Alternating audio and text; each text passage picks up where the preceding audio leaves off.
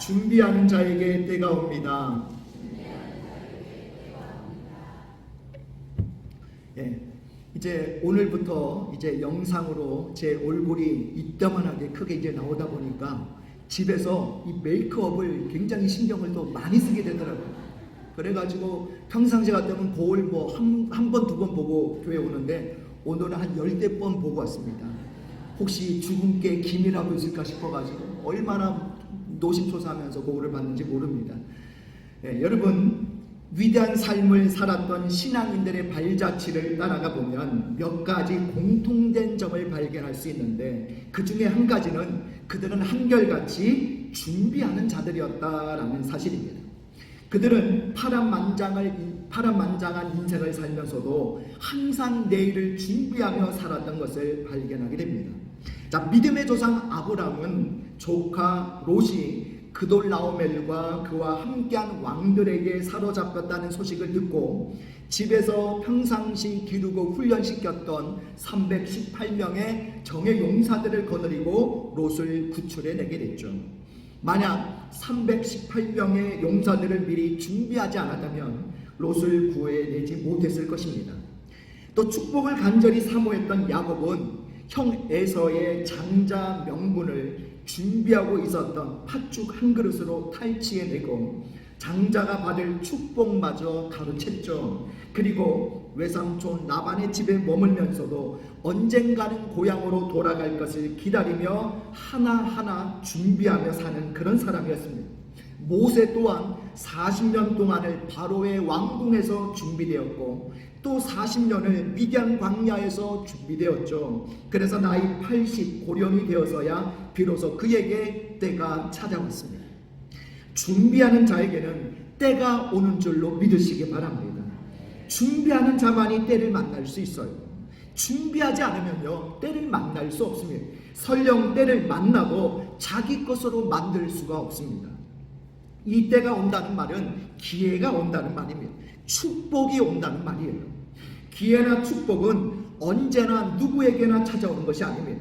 기회는 놓치기 쉽고 축복은 빼앗기기가 쉽습니다. 그러나 준비하는 자는 그 기회를 잡게 되고 축복을 얻게 되는 줄로 믿습니다. 그래서 오늘 저와 여러분이 준비하는 자가 되어서 올 한 해 우리에게 주어지는 이 기회와 축복을 모두 얻게 되는 그런 복된 한 해가 되시기를 주님의 이름으로 축복합니다. 전도서 3장 1절에 보면 범사에 기한이 있고 천하 만사가 다 때가 있다 라고 말씀하고 있습니다. 자, 그 때를 위해서 우리는 지금 준비하며 살아야 된다는 거예요.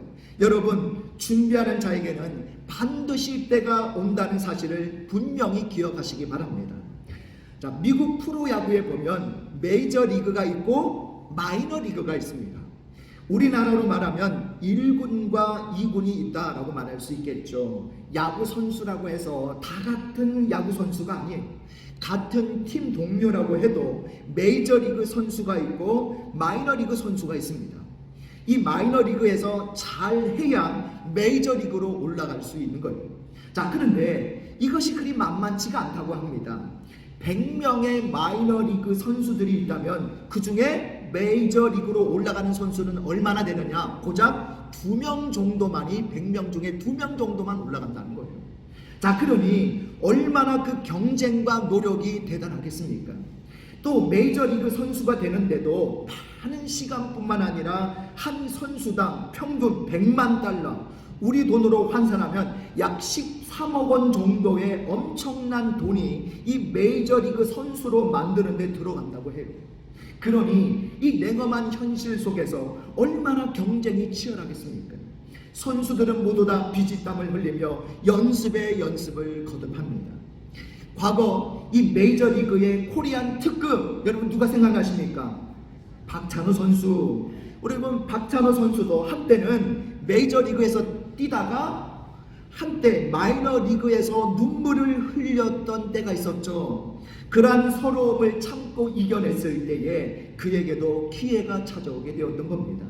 준비하지 않았다면 그 기회를 자기 것으로 거머쥘 수가 없었을 것입니다. 서양 속담에 눈물 젖은 빵을 먹어보지 않은 사람과는 인생을 논하지 말라라는 말이 있죠. 고난을 겪어보지 않은 사람은 그 고난을 통한 인생의 참된 의미를 모릅니다. 어찌 보면 우리가 살아가는 인생은 고달픈 항해를 하는 것과도 같습니다. 산호라면 때때로 비바람이 몰아치고 천둥 번개가 치고 원찮은 폭풍이 몰려오기도 하죠. 그러나 우리는 이 항해를 도중에 멈춰서는 안 됩니다. 묵묵히 끝까지 가야만 합니다.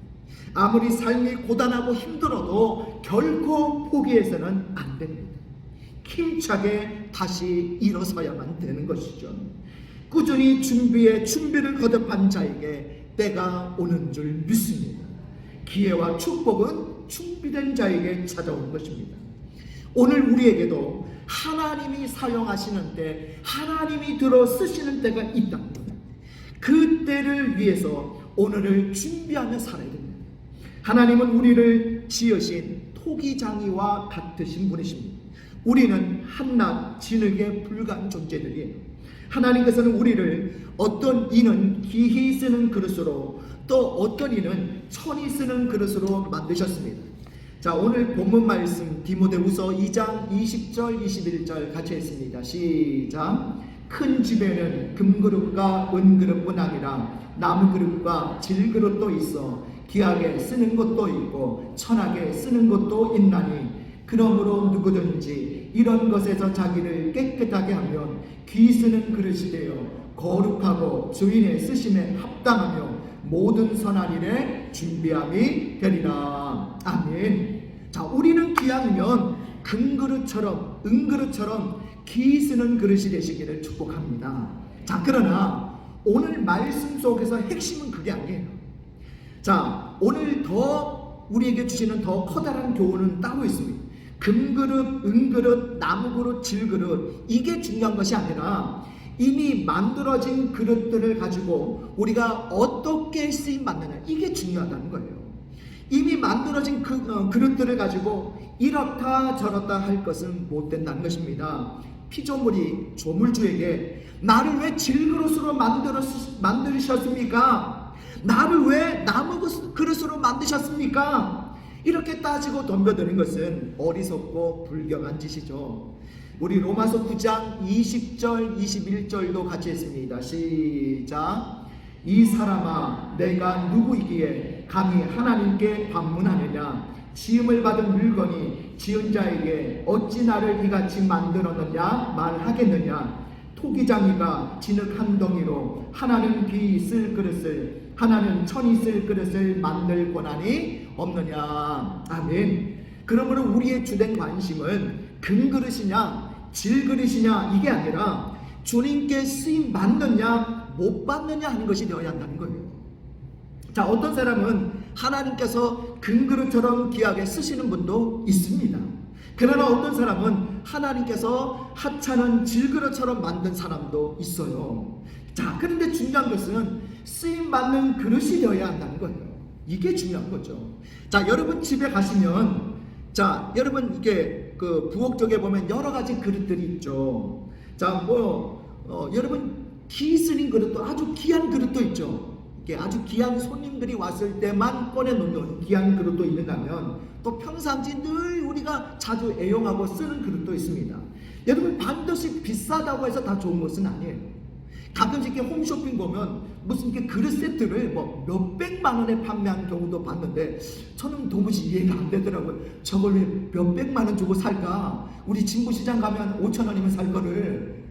자, 여러분 비싸게만 하지 무용지물처럼 쓸모없는 그릇들도 있죠. 어떤 그릇은요, 한쪽 구석에 처박혀가지고 1년에 한 번도 사용되지 않는 그릇도 있습니다. 그러나 보잘것없는 값싼 그릇이라고 할지라도 매일처럼 닦고 사용하는 그릇들이 있죠. 그런 것들은요, 손만 뻗으면 쉽게 주인의 손에 닿을 수 있는 아주 가까운 곳에다가 놓습니다. 어떤 것이 진정 주인에게 유익한 그릇일까요? 멋진 그릇보다는 촌스럽고 투박하더라도 늘 사용되는 그릇이 주인에게 유익한 그릇이 아니겠습니까? 저는 오늘 저와 여러분이 하나님께 쓰임받는 그릇들이 되시기를 원합니다. 화려한 금그릇처럼 남의 관심을 집중시킬 수는 없어도 묵묵히 자신에게 맡겨진 일에 충실하고, 그래서 하나님께 쓰임받는 작지만 소중한 그릇들이 되시기를 바랍니다. 하나님, 나를 왜 이렇게 형편없이 만드셨습니까? 여러분, 따질 필요가 없는 거예요. 내 인생이 왜 이런가? 라고 생각하면서 자기 연민에 빠져서 후회할 이유도 전혀 없습니다. 고린도후서 4장 7절 말씀처럼 우리가 이 보배를 질그릇에 가졌으니 이는 심히 큰 능력이 하나님께 있고 우리에게 있지 아니함을 알게 함이라 라고 말씀하셨듯이, 비록 우리는 연약한 질그릇에 불과할지라도 내 안에 보배 되시는 예수 그리스도가 계시다는 사실을 여러분 분명히 믿으시기 바랍니다. 이걸 믿는 것이 축복이에요. 하나님께서는 연약한 우리 심령 속에 예수 그리스도를 믿게 하셔서 능력의 힘이 큰 것이 하나님께 있음을 우리로 깨닫게 하시고 영광을 받으십니다. 그래서 고린도후서 6장 9절과 10절에 보면 이런 말씀이 나오죠. 무명한 자 같으나 유명한 자요, 죽은 자 같으나 보라 우리가 살아 있고, 징계를 받는 자 같으나 죽임을 당하지 아니하고, 근심하는 자 같으나 항상 기뻐하고, 가난한 자 같으나 많은 사람을 부유하게 하고, 아무것도 없는 자 같으나 모든 것을 가진 자로다. 할렐루야. 여러분, 얼마나 귀한 존재입니까? 바라기는 오늘 우리들이 하나님께 쓰임받는 작지만 소중한 그릇들이 다 되시기를 축복합니다. 보이는 것은 잠깐이요, 보이지 않는 것은 영원하죠. 우리는 보이지 않는 영원한 것을 바라보고 오늘을 준비하며 사는 자들이 되어야 합니다. 누가복음 16장에 보면요, 어떤 부자에게 청지기가 하나 있었는데 그 청지기가 주인의 재산을 낭비한다는 말을 듣고 그 주인이 어느 날 청지기를 불러다가 말을 했습니다. 자네, 소문을 듣자니, 아니 그게 무슨 짓인가? 이제는 자네를 내 청지기로 둘 수 없으니 자네가 맡은 일을 다 정리하게. 청지기는 속으로 생각을 했습니다. 주인이 내 청지기 직분을 빼앗으려 하니 어떻게 하면 좋을까? 땅을 파자니 힘이 없고 남에게 빌어먹자니 창피한 노릇이다. 옳지, 좋은 수가 있다. 내가 청지기 자리에서 물러날 때 나를 자기 집에 맞아줄 사람들을 내가 미리 만들어 놓아야 되겠다. 그리고는 자기 주인에게 빚진 사람들을 하나씩 불러다가 당신이 우리 주인에게 진 빚이 얼마요? 하고 물었습니다. 빚진 사람이 기름 100마리요 하고 대답을 하자 그 청지기는요, 그 사람에게 당신의 빚 문서가 여기 있으니 어서 앉아서 50마리라고 적으시오 라고 일러주었습니다. 또 다른 사람에게 당신이 진 빚은 얼마요? 라고 묻자 그 사람은 밀 100섬이요 라고 대답을 했습니다. 그래서 청지기는요, 당신의 빚 문서가 여기 있으니 80섬이라고 적으시오 하고 일러주었어요. 그렇게 해서 정직하지 못한 청지기가 이를 약삭빠르게 처리했기 때문에 주인은 오히려 그 불의한 청지기를 칭찬했던 내용이 나옵니다. 세상 사람들은 하나님의 자녀들보다도 더 약삭빠르죠. 물론 그들의 방법이 옳다는 것은 아닙니다.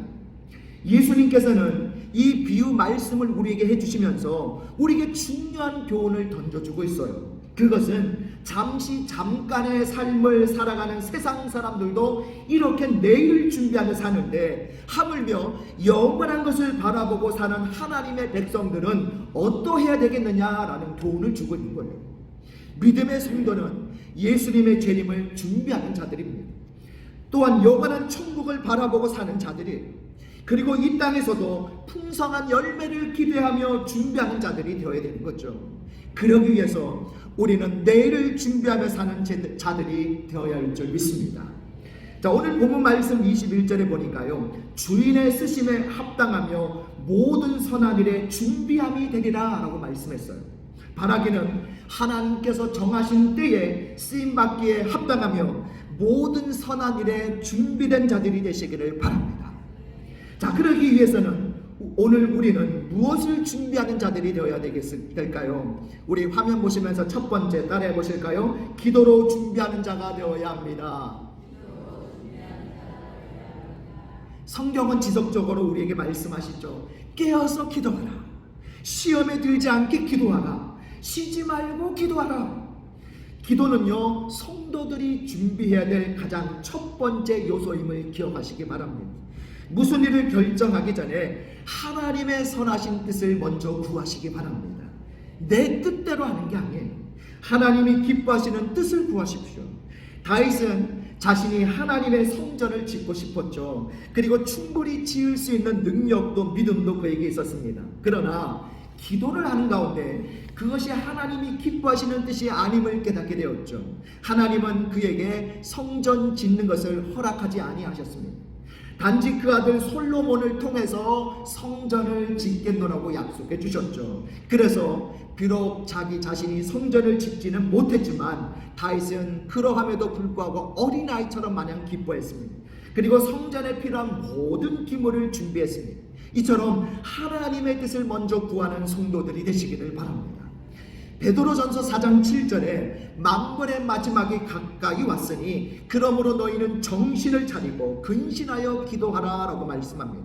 여러분, 종말에는 두 가지가 있어요. 자, 내 생명이 끊어지는 개인의 종말이 있고 예수님이 재림하시는 인류 종말이 있습니다. 자, 오늘 내가 죽더라도 내일 동쪽에는 여지없이 뭐가 떠올라요? 태양이 떠오르죠. 자동차는 바쁘게 움직이고 거리마다 사람들은 분주하게 오고 갈 것입니다. 무엇 하나 달라질 게 없습니다. 그러나 내가 죽는 그날은 종말임에 분명합니다. 또한 예수님께서 재림하시는 그날도 인류 종말이죠. 우리는 그날이 점점 가까이 다가온다는 사실을 늘 인식하며 살아야 됩니다. 이 땅에서 천년 만년 살 것처럼 그렇게 살아서는 안 된다는 거예요. 또 죽으면 모든 것이 끝이라는 허무한 생각을 가져서도 안 되죠. 종말은 끝이 아닙니다. 예수 그리스도와 더불어 출발하는 새로운 시작인 줄 믿습니다. 주님께서 약속하신 그날은 어떤 이에 더디다고 생각하는 것 같이 더딘 것이 아니라 하나님이 길이 참으시는 것이고 속히 다가올 것입니다. 그러므로 우리는 그때를 바라보고 정신을 차리고 근신하여 기도하며 살아야 되는 거죠. 이것이 믿음의 성도가 준비해야 될 첫 번째 요소입니다. 예레미야 29장 13절에 너희가 온 마음으로 나를 구하면 나를 찾을 것이요 나를 만나리라 라고 말씀하셨습니다. 하나님은 부르짖고 찾는 자에게 만나 주십니다. 준비하는 자에게 때를 주십니다. 그 날과 그 때를 우리는 알지 못합니다. 그러기에 우리는 늘 깨어서 기도로 준비해야 되는 거예요. 바라기는 준비하는 자에게 반드시 축복의 때가 온다는 사실을 기억하시고 기도로 깨어서 준비하는 성도들이 되어서 주님의 쓰심에 합당하게 준비된 자들이 다 되시기를 축복합니다. 자, 두 번째로 우리는 또한 무엇을 준비해야 되겠습니까? 따라해 보실까요? 말씀으로 준비하는 자가 되어야 합니다. 능력은요, 말씀에 있습니다. 하나님의 말씀이 우리 심령 속에 살아있을 때 우리는 담대하게 세상을 살아갈 수가 있어요. 예수님의 말씀은 권세가 있습니다. 자, 한 번은 예수님께서 이 갈릴리 가버나움 회당에서 말씀을 가르치실 때에 회당 안에 더러운 귀신 들린 사람이 큰 소리로 말하기를 나사렛 예수야, 우리가 당신과 무슨 상관이 있나이까? 우리를 멸하러 왔나이까? 나는 당신이 누구인 줄 아노니 하나님의 거룩한 자니이다 라고 이야기를 합니다. 귀신들도 예수님이 어떤 분이신 줄을 안다는 거예요. 그때 예수님께서 그 귀신을 꾸짖어 말씀하시기를 잠잠하고 그 사람에게서 나오라 라고 말씀하셨습니다. 그랬더니 귀신이 예수님의 말씀을 듣자마자 그 자리에서 고꾸라지면서 더 이상 그에게 상처를 입히지 않고 떠나가 버리게 됩니다. 옆에서 그 광경을 지켜보던 사람들이 모두 다 깜짝 놀라면서 말하기를 이 어떠한 말씀인고 권위와 능력으로 더러운 귀신을 명함에 나가는도다 라고 이야기를 했습니다. 여러분, 하나님의 말씀은 귀신도 내어 쫓고 병든 자를 치료하며 심령이 상한 자에게 새 힘을 공급해 주시는 능력이 되는 줄 믿습니다. 그렇다면 그 능력의 말씀으로 준비한다는 게 무슨 뜻입니까? 말씀을 부여잡고 믿음 안에서 살아간다는 뜻이에요. 환난이 오고 핍박이 와도 말씀을 부여잡고 믿음으로 살아가는 성도들이 되시기를 바랍니다. 말씀으로 준비하는 자에게 때가 오는 거예요. 축복의 때가 온다는 거예요. 사모하고 기다리던 영적인 찬스가 온다는 거예요. 이 찬스를 부여잡는 성도들이 되시기를 바랍니다. 여러분, 오늘 주님께서 여러분 이 말씀을 통해서 우리에게 요구하시는 게 뭡니까? 말씀에 순종하는 생활을 해야 된다는 거예요. 믿음으로 살아가는 삶을 살아야 된다는 거예요. 이것이 바로 준비하는 성도의 생활입니다. 항상 깨어서 믿음에 굳게 서시고 말씀으로 무장하셔서 그렇게 하나님 앞에 쓰임받는 것을 준비할 수 있는 저와 여러분 되시기를 축복합니다. 마지막 세 번째입니다. 우리는 또 무엇을 준비해야 될까요? 따라해 보실까요? 성실과 인내로 준비하는 자가 되어야 합니다. 자, 준비한다는 것은 마치 농부가 씨를 밭에 뿌리는 일과도 같습니다. 열매를 기대한다면 먼저 무엇을 뿌려야 돼요? 씨를 뿌려야 되는 거죠. 씨를 뿌리지도 않고 열매를 기대한다면 이건 뭐 감나무 아래 누워가지고 입안으로 감이 똑 하고 떨어지기만을 기다리는 어리석은 사람과도 같습니다. 지혜로운 사람은 씨를 뿌리며 준비하는 자인 거예요. 또한 풍성한 열매를 바라보며 물을 주고 또 가꾸는 사람이 있죠. 씨를 뿌리고 가꾸는 일이 쉬운 일입니까? 그렇지 않습니다. 힘들고 어려운 일이죠. 왜냐하면 성실과 인내가 반드시 필요하기 때문입니다. 그러나 힘들다고 안 할 수는 없는 거죠. 그렇게 되면 때를 놓치고 열매를 수확할 수가 없습니다. 씨 뿌리고 가꾸는 일이 바로 준비하는 일이기 때문이죠. 그러므로 성실과 인내로 준비하는 성도들이 되시기를 바랍니다. 준비하는 자는요, 성실함이 있어야 되는 거예요. 내가 해야 할 일은 마땅히 해야 합니다. 뭐 미루거나 머뭇거려서는 안 된다는 거예요. 하나님은 성실한 자를 찾고 계시고 성실한 자에게 은혜를 베풀어 주십니다. 여러분, 마태복음 25장에 보면 우리가 잘 아는 달란트 비유가 나와요. 어떤 사람이 먼 나라로 여행을 떠날 때에 그 종들에게 각기 재능대로 달란트를 맡겼습니다. 어떤 사람에게는 금 5달란트, 어떤 사람에게는 금 2달란트, 그리고 어떤 사람에게는 금 1달란트를 맡겼죠. 오랜 후에 주인이 돌아와서 보니 5달란트 받은 사람과 2달란트 받은 사람은 그것을 가지고 열심히 일해서 또 다른 5달란트, 또 다른 2달란트를 남겼습니다. 그러자 주인은 그 종들에게 잘하였도다, 착하고 충성된 종아, 내가 적은 일에 충성하였음에 내가 많은 것을 내게 맡기리니 내 주인의 즐거움에 참여할지어다 라고 말했습니다. 그러나 1달란트 받은 종은 어떻게 했어요? 땅에 그대로 묵혀두었다가 고지 그대로 다시 주인에게 드렸죠. 그랬더니 주인이 뭐라고 이야기합니까? 이 악하고 게으른 종아 라고 책망하시면서 이 무익한 종을 바깥 어두운 데로 내쫓으라, 거기서 슬피 울며 이를 갈리라 라고 책망합니다. 이 달란트 비유를 통해서 우리에게 주는 교훈이 무엇입니까? 우리도 언젠가는 주님 앞에서 평가받을 때가 온다는 사실을 우리로 하여금 깨닫게 하는 거죠. 그리고 맡겨진 일에 성실히 살아야 할 것을 말씀해 주고 있는 거예요. 매사에 맡겨진 일에 성실함으로 우리의 마지막 때를 준비할 수 있는 저와 여러분 되시기를 바랍니다. 또한 우리는 인내하면서 준비해야 되는 거예요. 씨를 뿌리고 금방 열매를 거두려는 사람은 어리석은 사람이죠. 참고 인내함이 필요합니다. 사람의 몸에는 3가지의 중요한 액체가 있습니다. 여러분 뭔지 아십니까? 첫 번째 뭐가 있을까요? 땀이 있죠. 두 번째 뭐가 있습니까? 눈물. 그리고 세 번째는 피가 있습니다.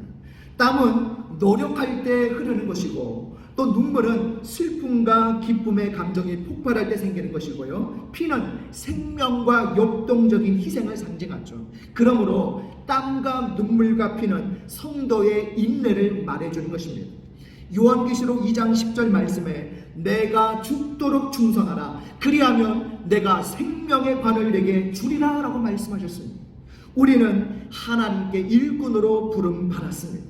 일꾼은 맡겨진 일에 충실해야 되는 거죠. 그리고 말하기를 우리는 무익한 종입니다. 단지 우리가 해야 할 일을 한 것뿐입니다 라고 겸손하게 하나님 앞에 말할 수 있어야 됩니다.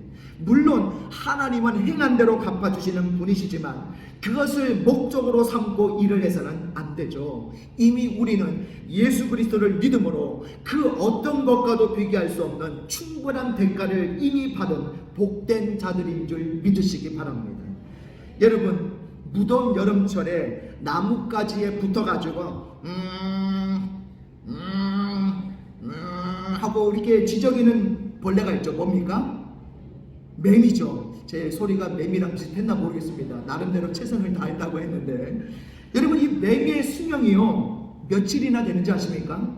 고작 21일밖에 되지 않는다. 21일. 그런데 놀랍게도 이 매미가 땅속에서 애벌레 상태로 지내는 시간이 여러분 얼마나 되는지 아세요? 네?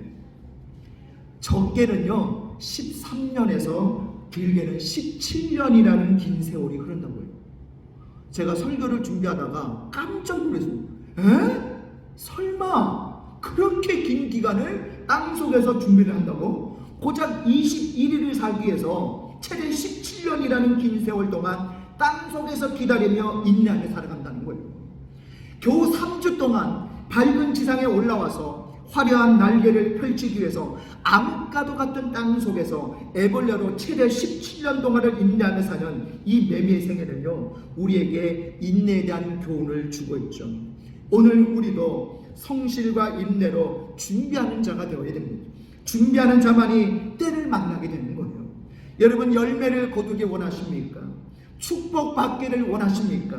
그렇다면 지금부터 준비하는 자가 되시기를 바랍니다.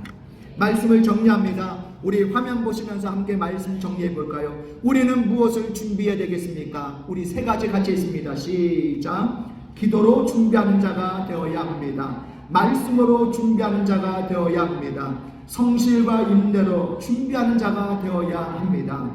그렇습니다. 기도로 깨어서 준비하는 자가 되시기를 바랍니다. 약속의 말씀을 붙잡고 믿음으로 준비하는 자가 되시기를 바랍니다.